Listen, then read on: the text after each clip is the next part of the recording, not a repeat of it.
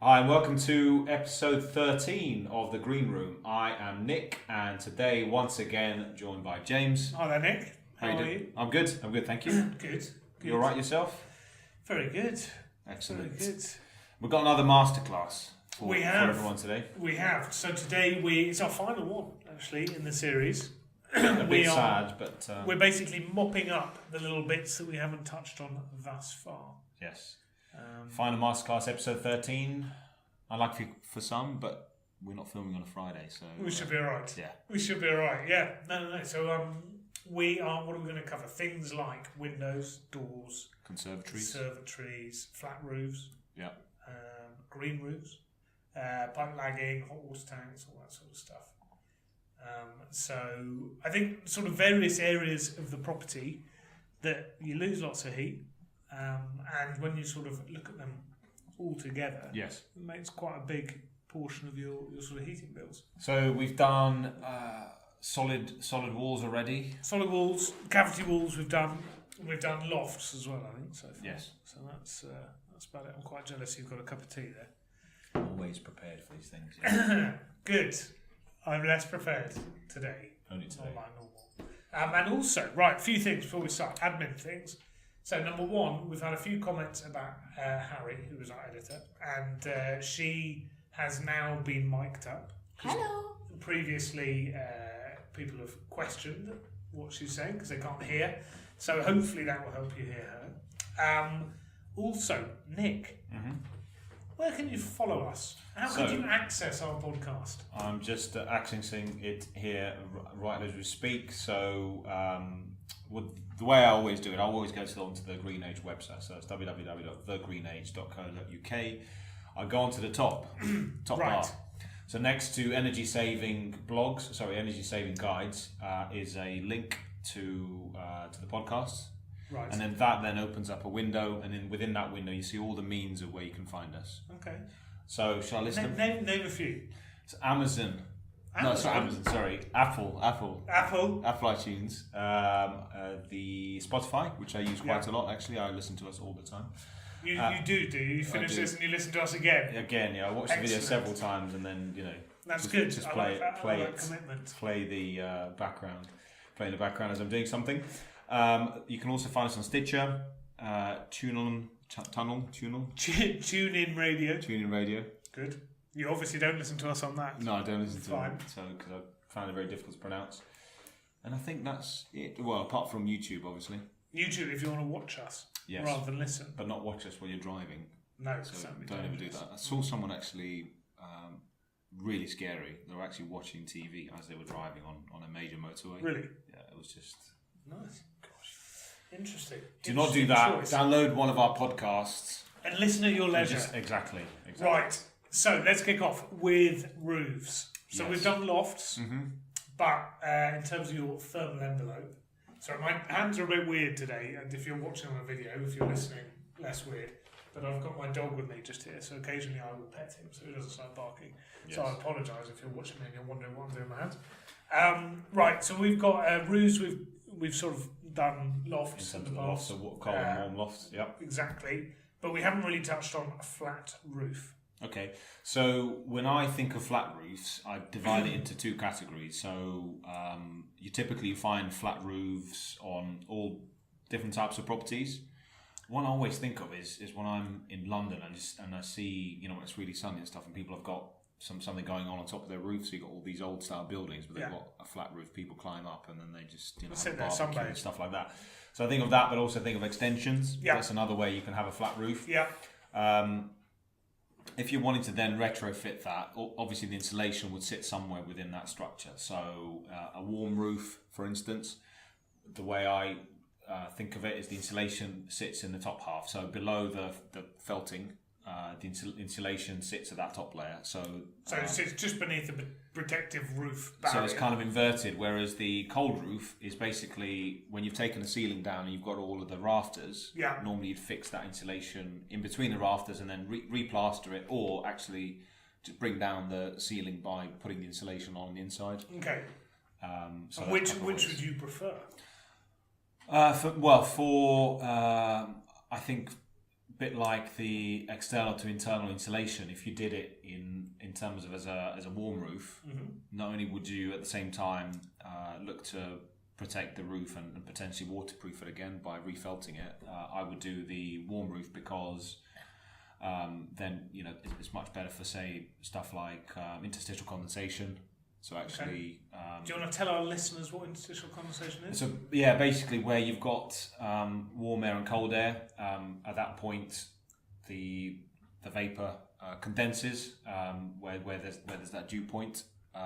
Obviously, if you can bring that out towards the outer skin, you're not going to get potentially condensation in the fabric, which can then over time freeze and all sorts of issues. lead to penetration, etc. Yeah. So I'd do a warm roof and protect it from the elements, at the same time still keeping kind of the energy efficiency side of it. And also you probably store some of it in the ceiling in terms of the warmth retention. Although you do have to, and it's probably not very big, but there is that little void that you would have to heat by having a warm roof. Yes. Right, so I'm heating a slightly bigger space, I guess, or volume of air. Yeah, I see what you mean. Yeah. You look at me weirdly there, Harry. Is that okay?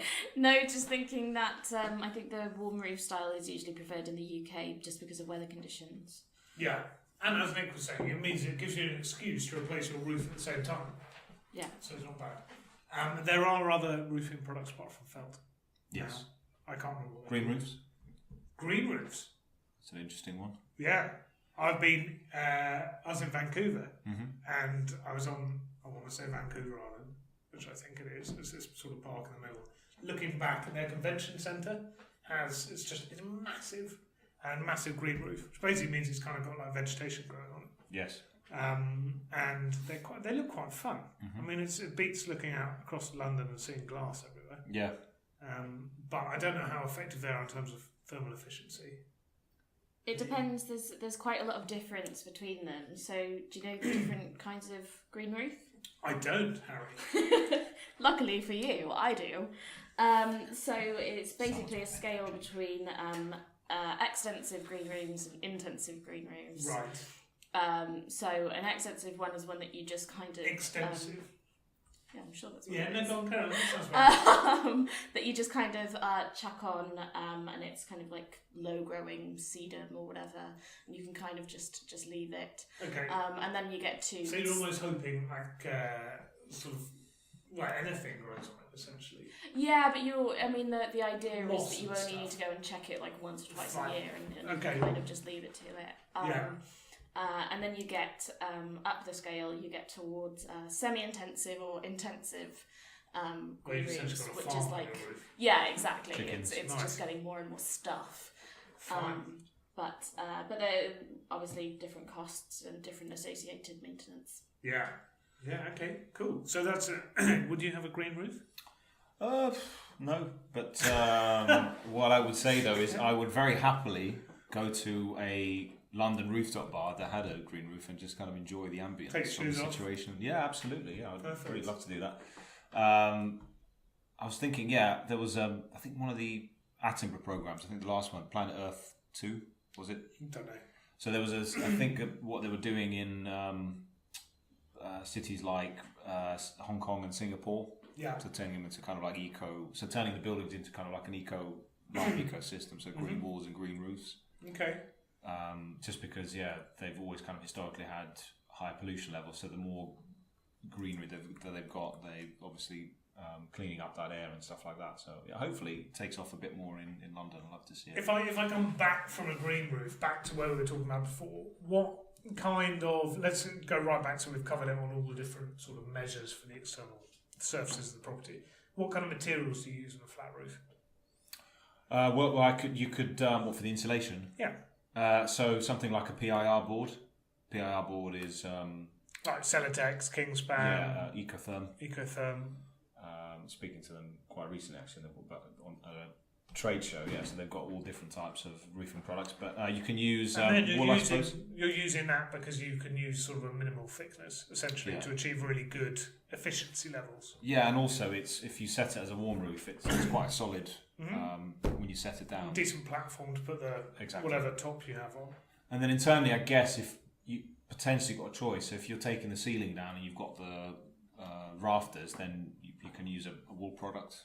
Yeah. So fiberglass or sheep's wool. A little bit like, I guess, when we're talking about the suspended floors. Yes. But just obviously when we do talk the other way around, you'd have to sort of keep it in position by stapling it to the back. So you shove the insulation between, then basically hold it in place with a staple gun, or you put a net and just hold it all up there. But there's lots of. Sorry, in my throat. So even warm roofs are now sold as systems. So IA system. So it's from the structure it's housed in to the insulation board to how it's finished, and the system providers on roofing systems out there that do the whole thing rather than the kind individual of products. Yeah, and we prefer systems. System is good because you can get the warranties and you can get the approved installers, etc., etc. So yeah, definitely. If you speak to one of the major manufacturers, get a specification for the system. Good idea. There's one type of roof we haven't talked about, which is thatched roofs. Thatched. Thatched roofs. Right. How good? Niche. Yeah, a little bit. How good insulating are they? Really good.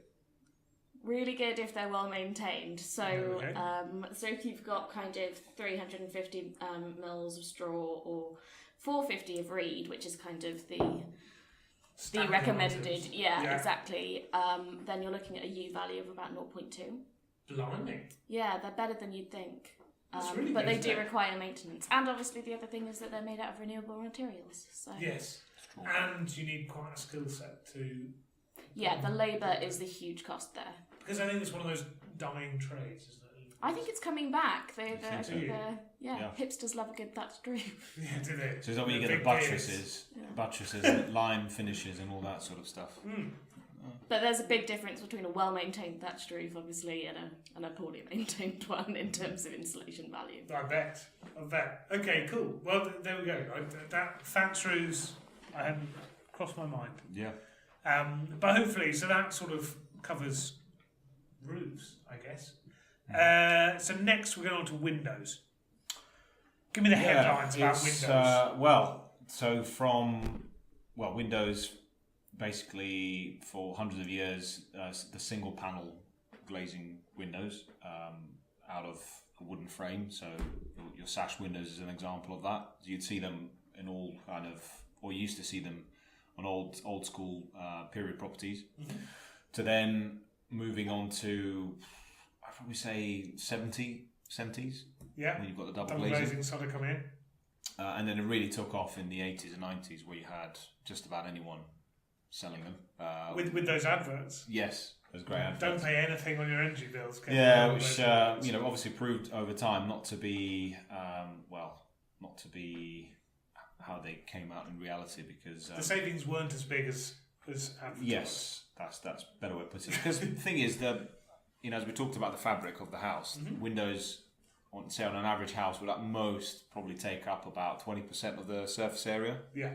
At the lower end, about 10% or less, especially if your house was, say, a 50s, 60s style where they used to make them, with the really small windows. But and the majority, therefore, is wool. Yes, and then the other measures that we talked about are more effective.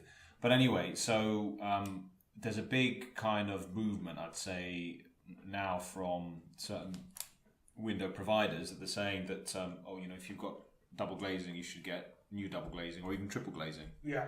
And I would say if your double glazing system is fine, then there's no reason why you should replace it for something like triple glazing and stuff like that. Maybe, you'd want to say because you've got all that cash lying around and you're looking for other things than energy, maybe you're looking for a bit more sound tightness. Yeah. But I would just say for all of that money... Maybe the seal has gone on the double glazing. Yeah, but, fogged up a little bit. If it's kind of PVC windows, I probably wouldn't take them all out. I'd sort of do window by window. Yeah, fair enough. I think the thing that you sort of covered very briefly was that if you're comparing walls and windows are, a standard brick wall and a standard single glazed window are both terrible in terms of energy saving. But because a wall, you don't need to see through it, I can do loads to it. I can add loads and loads of insulation. So I can take a really terrible heat retaining wall, essentially, and make it amazing, make it really efficient. With windows, they're pretty crap, right? Initially, single glaze.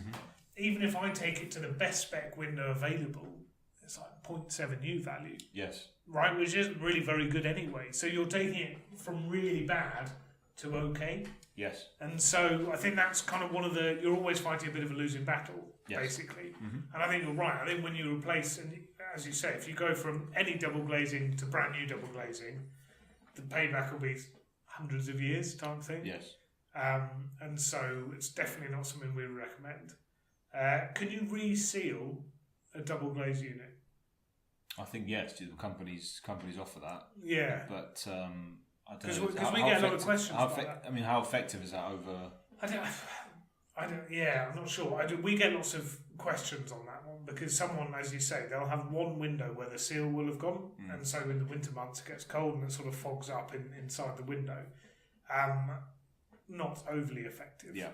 In truth, because there are lots of different ways of doing it, but it isn't very effective. We would always suggest taking out that double glazed element, swapping it with a new one. Yeah, or I suppose a cheaper way, if you kind of don't mind the aesthetics, and secondary glazing is becoming more aesthetically pleasing. You could always stick a secondary glazing panel on it, but then so secondary glazing like Eco-Ease, yeah, is an example where it's, and that's removable. That's sort of a temporary secondary glazing system. So that's good for say a period property that has some sort of conservation stroke listing status. Yeah, you could always put that on because it's a temporary structure. And that's So if you had one of those properties, so a property that's period property, or it's in a conservation area, and you want to put double glazing in, you need to get planning.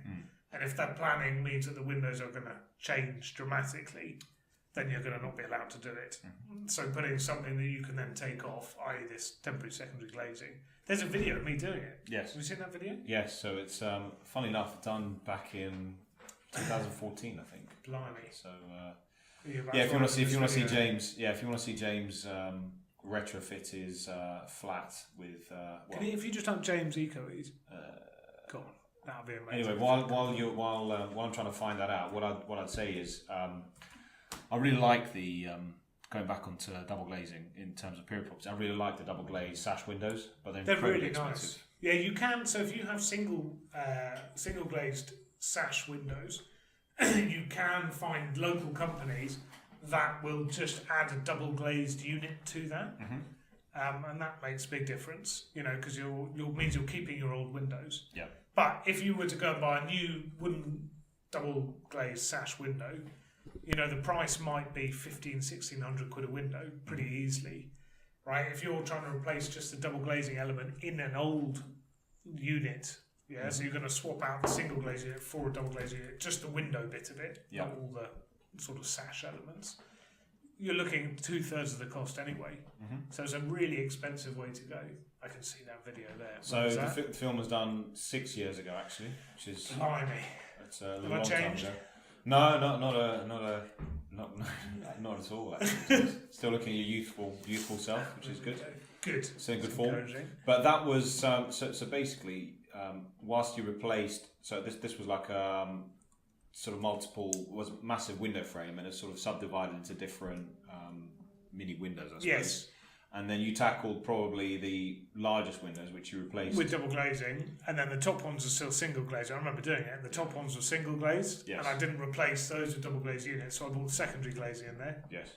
But I lived on a really busy road there, and the secondary glazing is a lot better for acoustics because it's all to do with the gap between the two panes of glass. And so I put this, that on it. Really made a difference in terms of sound, noise pollution, I guess you'd call it. And then triple glazing, which we should mention it. So if double glazing is two panes of glass with an inert gas between them, like argon. Yeah. Any other inert gases? Do you remember chemistry GCSE? No. But what did you say? Argon. Yeah. I want to say xenon. That might be a chemical. Anyway, let's not go into that. You're now looking up different inert gases. So the point there is it went to inert gases from vacuums. Yeah? Yes, exactly. And then, so basically, that was two bits of glass with this inert gas between it, and now they've gone to 3 panes of glass with 2 gaps essentially. So that has helped increase. What inert gas did you say? What was the other? I'm sure it's like ZENON. Xenon. Yeah. But it's with an X. Yeah. Xenon, radon, krypton, argon, like Xenon, the neon, warrior princess. and helium. No, that wasn't Xenon, the warrior princess, was it? No, it was Xenon. Xenon, warrior princess. Yeah. Blinking it. Okay. But no, so triple glazing. If you had single glazing now, definitely consider triple glazing. Yes. With wooden sash, normally they're too heavy for triple glaze units. So you can get a UPVC triple glaze sash, or triple glaze casement windows. Yeah. But if you're looking at sash windows, and then different styles, obviously. So you got the kind of PVC look. You got the powder coated aluminium. RAL 7016, very Crittall popular. windows. Crittall as well. They're cool. Yeah. They look really smart. I like those. Really expensive. Are they? Especially the double glazed Crittall windows. Makes sense. Yeah. And you've got you've got one, haven't you? So it's a feature where they've got the stained glass windows, isn't it? It's on my front door. Yeah. Yeah, on my front door. We're going to do doors, so that leads us nicely on to doors. I was just going to say, one more thing. So if you're doing a fabric retrofit approach, and people are asking, so should I do external rendering or insulation? Which should I do first, windows or that? What's the answer? Well, external wall insulation. And then put the windows in. Oh no, I just thought you meant in terms of if you could only ever do one. No. The answer is you do the windows first. You do the windows first because obviously when you take the windows out, it destroys the render. Yes. And also when you get the windows put in, they can extend the sills ready to house the insulation, so you don't have to get your render company to do that because they never look as good. Yes. So going back to doors. Right. So I have doors on my property. Yeah. And just actually, it's worth mentioning. I was going to just say that because you obviously get internal doors and external doors. Heat loss is not really considered to occur between two heated rooms. Yeah, so if I've got a kitchen room and a TV room next to each other, and they are separated by a wall, no heat loss occurs there. When we talk about heat loss, we tend to be talking about through external walls into the house. But what you might get the effect of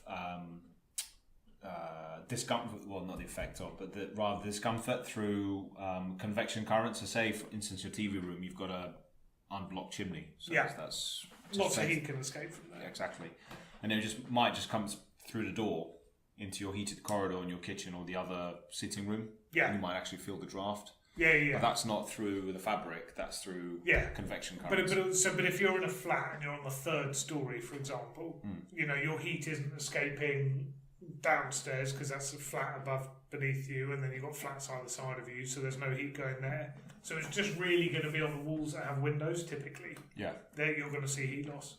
So it's the same, with doors. Internal doors doesn't really make a difference. We get asked, would you put insulation kind of at the first floor of your ceiling, or ceiling first floor? Yes. Not really a huge amount of point, right? Because it doesn't matter. The heat will go up into the upstairs rooms. But so what we're trying to do in the whole of the Insulation Masterclass is talk about the external elements, the ones that are facing the kind of the outside, essentially. So doors. So I have a front door, and as you said, it's got little stained glass panels on it, and they're quite old. And one of the little bits of stained glass has popped out. And so it was really cold last winter, so I used cling film and sellotape. Very good. And I just covered it. So, what I was going to say... Nick doesn't seem that impressed with that. No, I think it's the second time you've mentioned it on the podcast. You're very proud. No, I don't think it was. I think that's the first time. It's the first time we mentioned it, but we might have I don't know. May have been a previous recording. Yes, that we didn't use on a previous day. So I was gonna just move the conversation on and just talk about the security element. So I think my views on the external doors, they don't really serve much of they do to an extent in terms of retaining the heat through the fabric, but really they are quite a nice feature for security. Yeah. So really heavy, it can be quite expensive, but reinforced means then you've got that added assurance that Who touched on composite doors? And then composite. So composite doors are made of different kind of materials to fulfill all your needs. Yeah. So it has like a metal perimeter, and then within it it's really well insulated. So it's kind of designed to be thermally efficient, very, very strong, all these other things. So they work very well. But I think the doors really, in terms of heat loss, it comes down to how well draft-proofed the door is. Yeah. And so you can get foam around the door, so when it sort of hits the door frame, creates a seal. You can put a door brush at the bottom of the door. Yes. To stop cold drafts coming in. The Doras as well. You can put a Dora. Dora designs. Yes. Yeah. Different like the what are they called? The Little animals. Highland cows and the hedgehogs. Yeah, very good. Quite cute. Very good. And I think that sort of goes back to windows as well. Similar thing. So you're looking at draft proofing around the windows. You know, creates that seal between the window itself and the window frame. Yeah. And therefore you're stopping cold air coming in. So sometimes I'd say on the door part you might have a planning consideration. So which is why you see a lot of the say central London properties are ones that are in central urban areas that are still the original door. It's because they're probably not allowed to replace it with a composite or one of those PVC ones. Yeah, no, agreed. So I prefer a wooden door to a UPVC door. Okay. I think they look nicer. Yeah.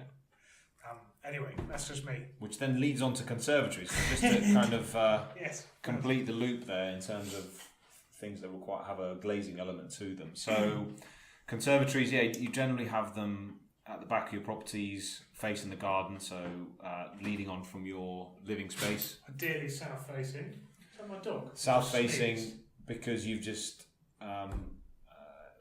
you've hit the kind of nail on the head, because what you want there, you want it when it's warm and you're getting a lot of the sunlight, you want that solar radiance to kind of travel back into the conservatory, keep it nice and warm so you can be nice and comfortable. So have your tea and various things, activities. You tend to put them south facing, don't you, conservatories? Sorry? They tend to be south facing. Yeah. You don't like a conservatory though, do you? I'm not a fan, to be honest. I would, if it was me, just because the sheer amount of glazing that they have and the realization that actually, for certain months of the year it's unusable just because of the heat loss you get through them. But if they're open, I think this is the big thing. We've talked about this, I think, briefly before. But if it's an open, i.e. there's no wall between kind of the entrance of it, so it becomes one big living area. So I say, if I have to open a door to walk into my conservatory, it's like a cold, unattached conservatory. then I completely get it. If it's really, really cold, yeah, then that's not going to be an unusable room unless I turn the heating on aggressively. Whereas if it's open to my house, i.e. there's no wall there, then yes, also heat loss will occur, but provided there's heating on in the house, that heat will just flow out into the conservatory, I guess, keep it nice and warm. Yeah, While but it's the heating's on. I'm not saying they're efficient. Yeah, you still got to supplement. I think just if you can sit onto right to the edge of the conservatory. So say you've got your radiators in the main part of the house. You've got that there's no wall there, so you walk straight through. Yeah. Then you get to the end. You are going to feel very different. What would you heat a conservatory with? I would. Well, first of all, I'd have it detached from the property, so I'd have them separating wall sort of and on door. a neighbour's house, ideally, so you don't have to have one. Yes, yeah, exactly. or underground. Yes. Which would be a basement. But I'd have the infrared.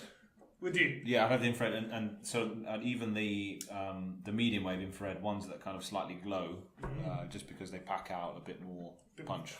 Yes, that's it. Nice. So just because the heat loss is significant, so you want something that's really hot to. But if so say I fell for the advert, or I won Bullseye or something a long time ago and got a free conservatory in the 80s. Is that what they used to do? Well, they used to give like speedboats in Bullseye. Do you not remember Bullseye? Yeah, I remember Bullseye. Right. Do you remember the prizes? They were just ridiculous. Anyway, so say I've got my conservatory from a very long time ago. Mm-hmm.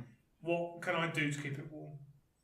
Well, I'll just knock it down, but if you didn't, I know you and Harry are fans of. So on the roof of the conservatory, you can get these panels basically that are you can just retrofit and just cover up some of the glazing. So get rid of glass, put insulation. So reduce that. So then you have the sort of the vertical elements of them remaining. So to give you the light, but the roofing element you've got become really well insulated. And if you look into then, what I'd say is, so that's probably the most you can do.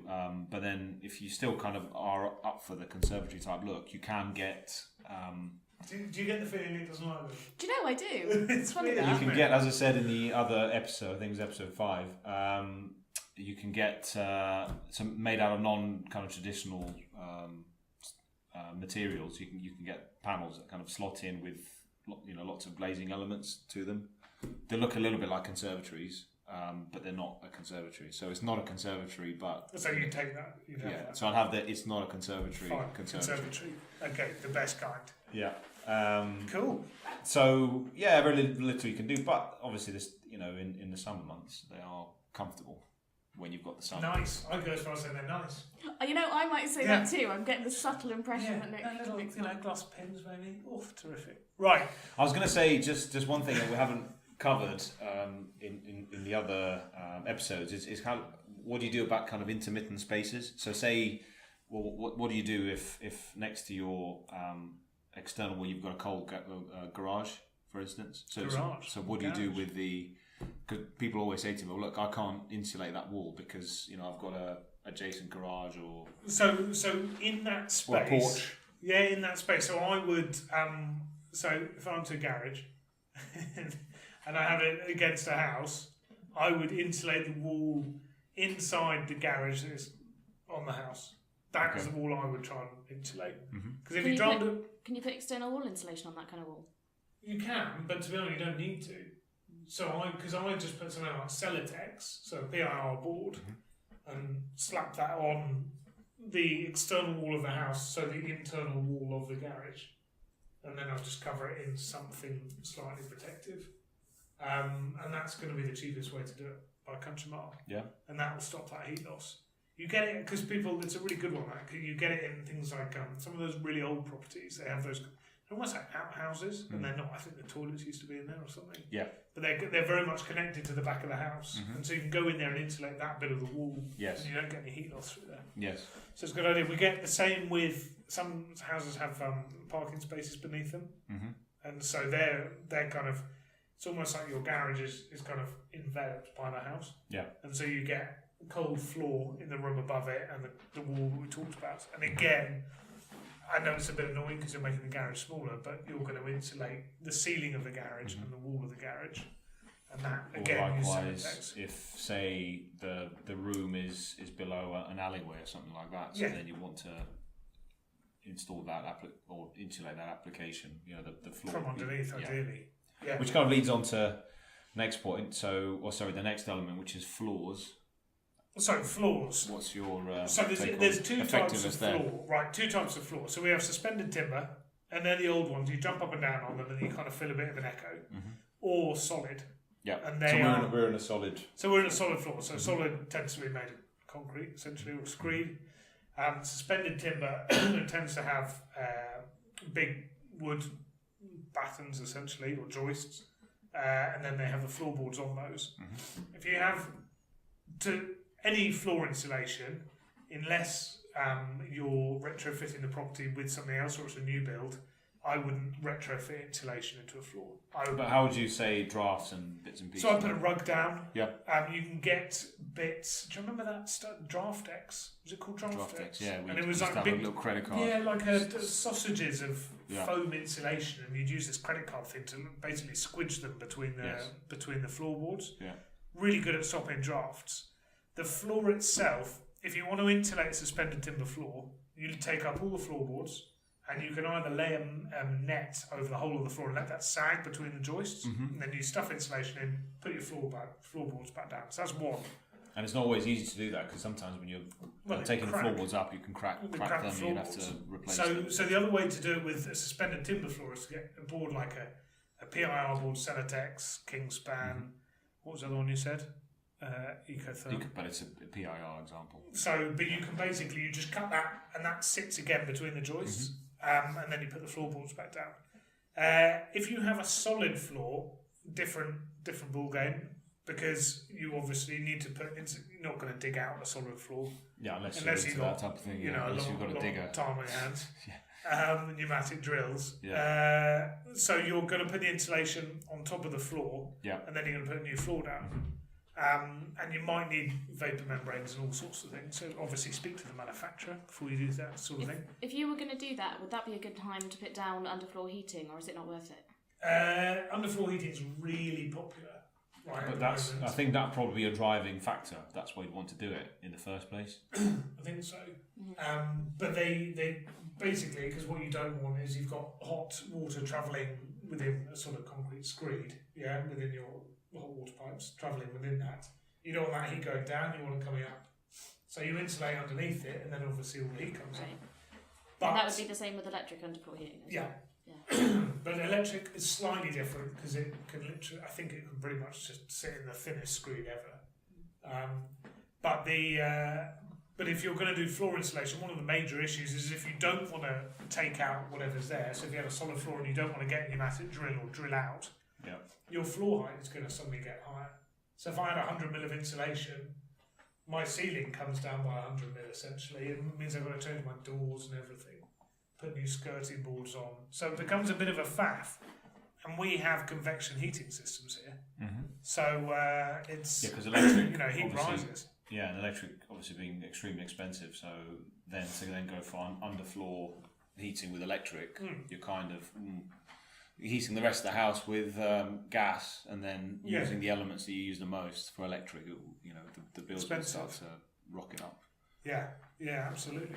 Top of the cost to retrofit it as well. So, but floors, it's always suggested on the EPC. I think when you look at kind of the EPC improvements, energy performance certificates, if you're on a property, the things you can kind of do. So, solid wall insulation will be a double-digit improvement. Cavity wall insulation will normally be a double-digit improvement. Loft insulation, if you're going from nothing to an insulated loft, double-digit improvement.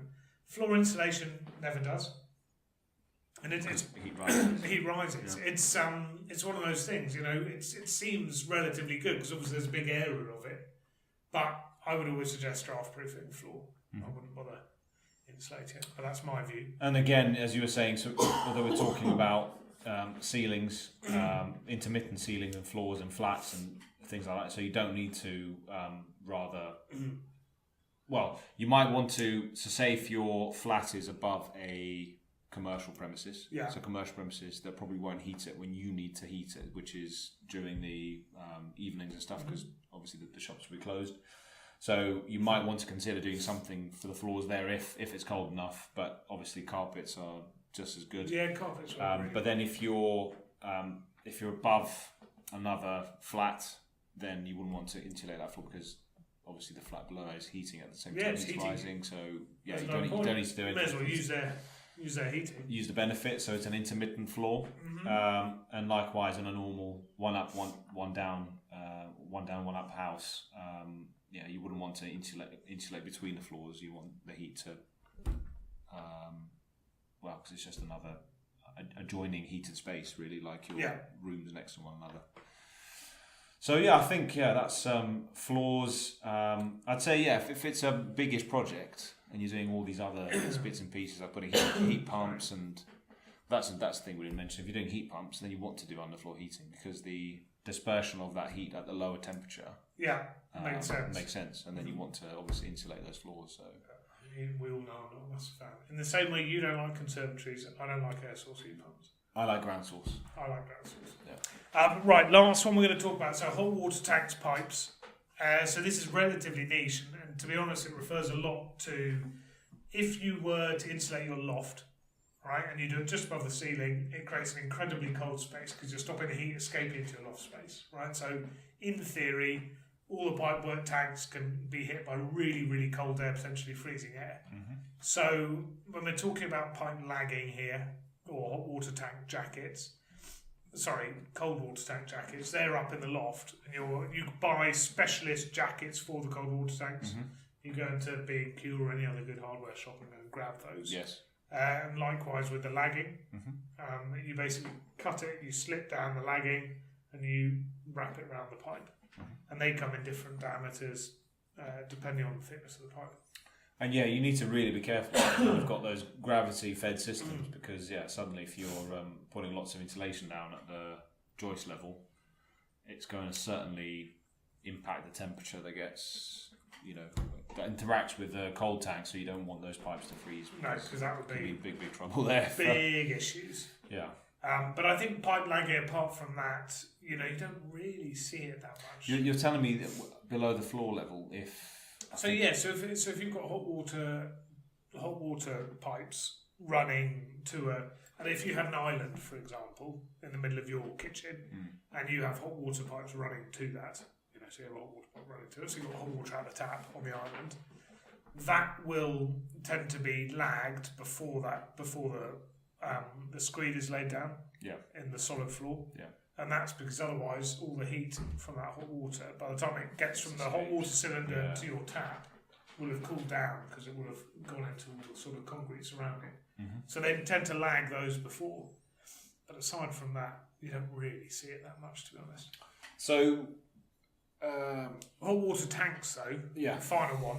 So if you have an unvented system, so Mega Flow, a dual tank, what's the brand you always? Ariston. Yeah. They have insulated tanks, right? So the tank is already insulated to an inch of its life.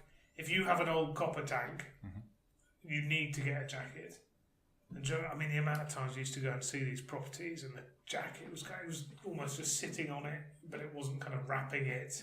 Yeah. It wasn't fulfilling any kind of requirements. I asked why is your jacket like that? And they said, oh no, well then defeats the purpose of an airing cupboard. And then it kind of does. The airing cupboard, people use them to dry towels and stuff, but the purpose of that jacket is to stop the heat escaping from the tank, which means you save lots of money. How many EPC points can £20 hot water cylinder jacket give you? 6. Yeah, I think it's up to about 5, I reckon. So close enough. But given that it's only literally kind of £20 plus, definitely worth doing. Yeah. But if you're if it's an unvented system, then clearly there's no need to do that because it's all pressurised and it's all housed in, all the hot water's housed in already insulated tanks, as you've said. Exactly. So it's only for the vented systems.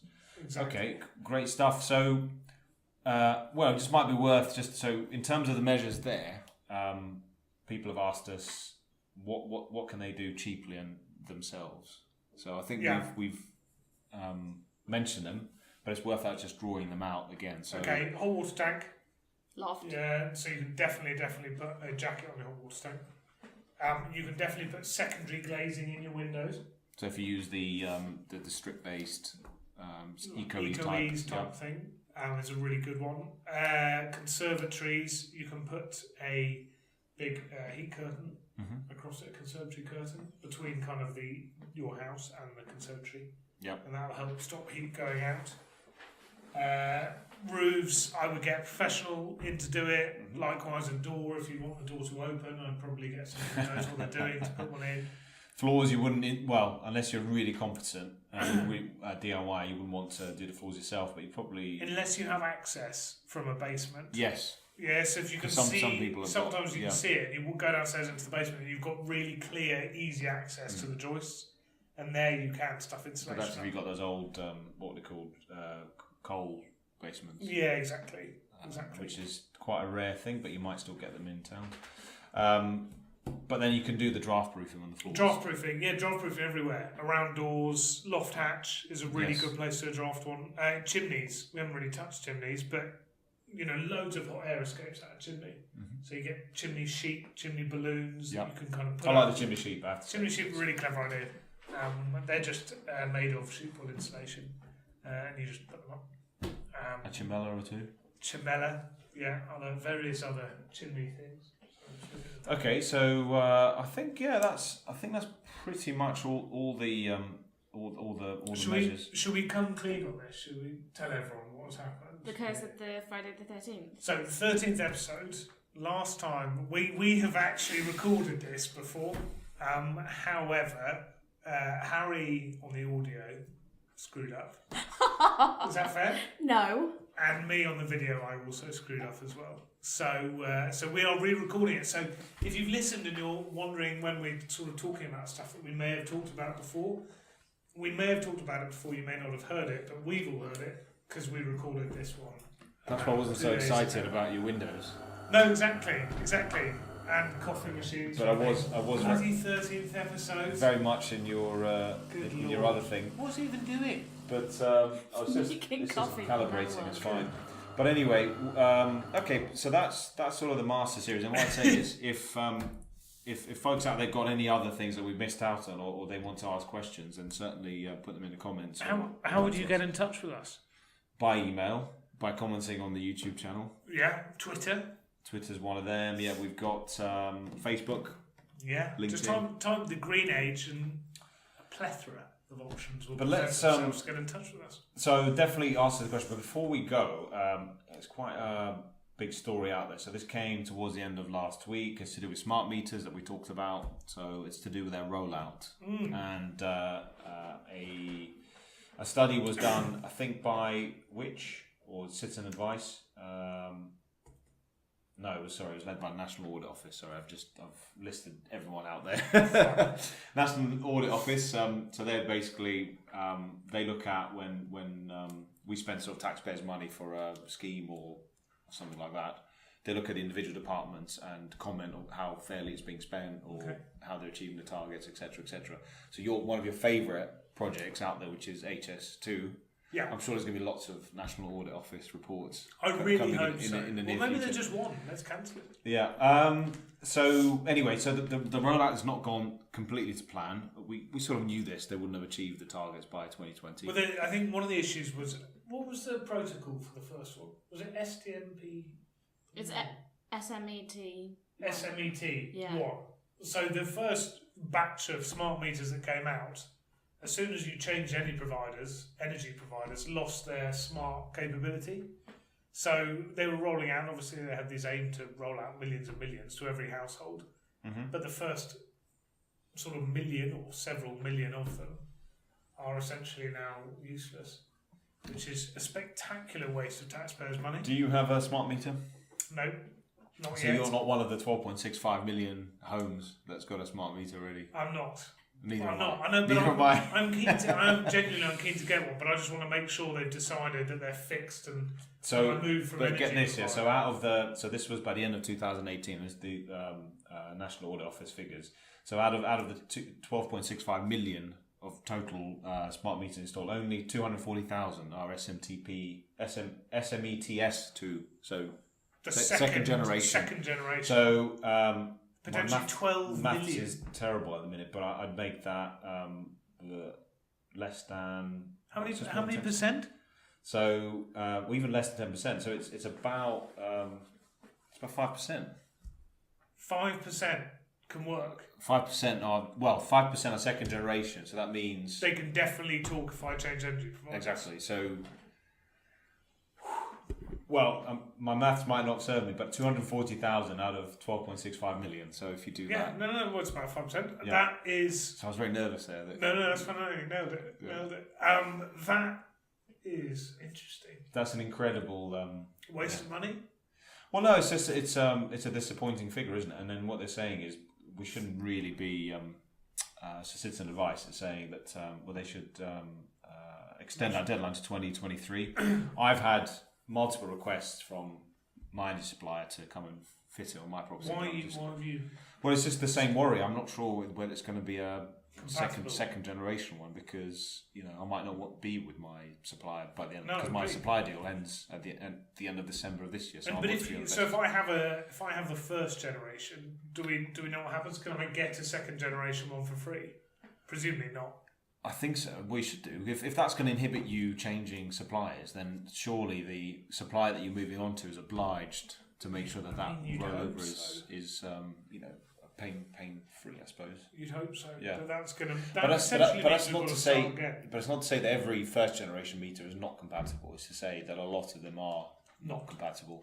So that's why they're moving on to the phase 2 technology. Okay, so we don't have any numbers. But if there's anyone who knows lots about smart meters, then do get in touch because it's a massive. Well, it only says the National Audit Office said installing it will now save consumers less than £11 annually. Really? Yeah. Well, it's fair because it doesn't. I think it doesn't guarantee you behavioural change. Exactly. Smart meters encourage behavioural changes that you may or may not adopt. So if you adopt it, obviously it's going to be much bigger. Yes. But there's loads of people that don't, and they skew the data. There was a company that got told off recently because they had an advert out saying that you would save an average of, I can't remember how many pounds, and that was deemed to be untrue because it has to, you have to follow out the behavioural what was the company? changes. That's the name of the show. Give me 2 seconds. Anyway, so while Harry gets that piece of news for us, to just say there was quite a nice piece in the Times quite recently. So we're talking about nuclear power, we are going to talk about nuclear power. I want to do a whole section on nuclear power. But it's a fission technology which is quite, you'd say, controversial because of some of the high impact... Getting rid of nuclear waste. Well, nuclear waste is one of them, but when things go wrong, so Chernobyl and the stuff in Japan, so when they had the Getting earthquake... rid of the nuclear waste. which is probably the least of the worries, but the bigger worry is when, if something were to inhibit the reactor while it's still alive, that would be a bigger thing. Although accidents are quite high profile, it is considered to be one of the kind of safest way of provision of electricity. But anyway, if we could tackle fusion, which is the bonding of the atom, So that's what happens on the sun. yes, and produces way more power than fission, then we'd be onto something. And it was saying that the UK scientists are leading the charge towards that towards that goal. Where are they from? Well, the articles in the Times. It's Where are the scientists from? It's all from, to do with Brexit money. They're worried. So the UK is going to be investing heavily in this nuclear fusion. UK Atomic research. Energy Authority, UKEA. So it's based in Culham, Oxfordshire. So. Okay. So basically, they're putting the money in that the EU is going to be taking out because of Brexit, and they're worried that the scientists involved are going to run away to the rest of Europe and carry out the research. So the UK is investing a lot of money to keep them, and for us to stay at the forefront of nuclear fusion. There we go. Okay. Because if we could obviously crack that, then while solar and wind are very novel ways and good renewable ways to achieve a balanced generation mix, they do require a lot of space. And obviously, if you can have a few nuclear power plants with the right type of nuclear power plant, then you don't need all that space, and you can generate potentially a massive amount of... Very clever. I was always under the impression that with nuclear fusion, because we have fission at the moment, fusion, I thought the issue was that it took more power to produce energy at the moment to actually cause the reaction to occur than the energy that came back out of it. Right. But obviously they're getting closer. It's exciting times. It's all right. We'll go further into it in our nuclear episode. That would be good. Right. Anything else? Any other news? I was going to say, I don't know the figures, but this was in The Guardian last week, and a lot of the other papers about our emissions targets. So, our total emissions fell, and driven by, one was the generation side, so there's more offshore wind and less coal. So coal's being slowly phased out, turned off. And on the transport side, with the gains made through regulations, getting more cleaner vehicles onto the road. So, for instance, we've got the mayor's scheme in London, the ULEZ, the Ultra Low Emission Zone, which has come to force this month. I think so. April 2019. So, you can go onto the ULEZ website, on the TfL website, and put your registration plate in, and just obviously double check whether you meet the ultra low emission. The coal power plants? Yeah. Have they closed due to an EU directive? If we leave the... Yeah. Is there a chance that we'll just reopen them? No, I don't think so. I think despite the leaving the EU side of it, I think we've always been quite committed to tackling carbon emissions. So I think it goes above or beyond the EU level. Okay. It's more sort of global scheme. So I don't think it's irreversible. Good. Irrespective of That's what I like to hear. There's been a new coal plant that's getting pushed further and further through. Somewhere in the UK, I can't remember exactly, but it was last week in the news that it got through kind of local council and everything. I think it's somewhere in the Midlands, but I'll put a link. There we go. So Is that episode 13 over? Should we just remind people where they can listen to us? Do it quickly. This is the longest episode. Right, do it quickly. So you can listen on Apple. If you want to listen, Apple Podcasts, Stitcher, Spotify, TuneIn Radio, or go to the website, Nick's favourite method, because that's where he re-listens to all these episodes. He goes to the website, all the time. And there's a podcast button at the top. Click on it and you can subscribe. If you want to watch us, YouTube, comment. Let us know your thoughts. We're getting some quite nice feedback, actually, which I was pleasantly surprised about. But I think that's it for episode 13, because we've gone on slightly longer. Yes. So is that it for everyone? Harry, thank you for joining us. Thank you very much. Mic'd up first time. And Rufus, thank you for being relatively quiet. And we'll see you next week. Thanks very much. Bye.